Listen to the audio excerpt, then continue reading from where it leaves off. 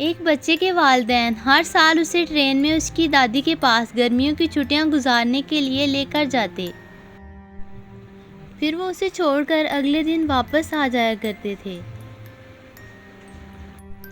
پھر ایک سال ایسا ہوا کہ بچے نے ان سے کہا، اب میں بڑا ہو گیا ہوں،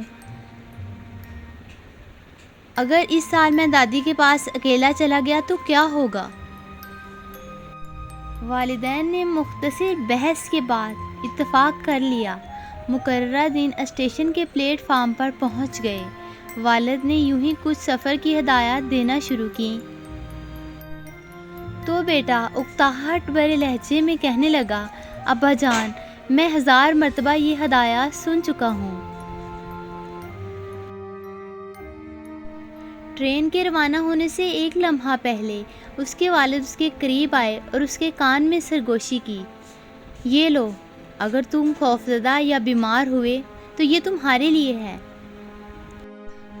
اور اپنے بچے کی جیب میں کچھ ڈال دیا۔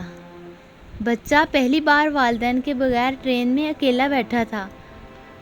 وہ کھڑکی سے زمین کی خوبصورتی کو دیکھتا رہا اور اپنے ارد گرد اٹھنے والے اجنبیوں کا شور سنتا رہا۔ کبھی اپنی سیٹ سے اٹھ کر کیبن سے باہر نکلتا تو کبھی اندر چلا جاتا، یہاں تک کہ ٹرین کے ٹی ٹی نے بھی حیرانگی کا اظہار کیا اور اس سے بغیر کسی ساتھی کے اکیلے سفر کے بارے میں سوال کیا۔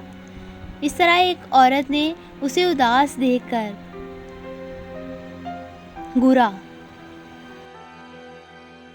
لڑکا شدید الجھن میں تھا، یہاں تک کہ اس نے محسوس کیا کہ اس کی طبیعت ٹھیک نہیں ہے۔ پھر وہ خوفزدہ ہو گیا، یہاں تک کہ وہ اپنی کرسی پر سے گر گیا اور اس کی آنکھیں آنسوؤں سے بھر گئیں۔ اس لمحے اسے اپنے والد کی سرگوشی یاد آئی کہ فلاں لمحے اس نے میری جیب میں کچھ ڈالا تھا۔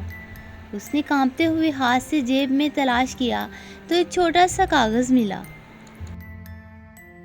اس نے اسے کھولا تو لکھا تھا، بیٹا میں ٹرین کے آخری ڈبے میں ہوں۔ یہ الفاظ پڑھتے ہی گویا اس کی روح لوٹ آئی۔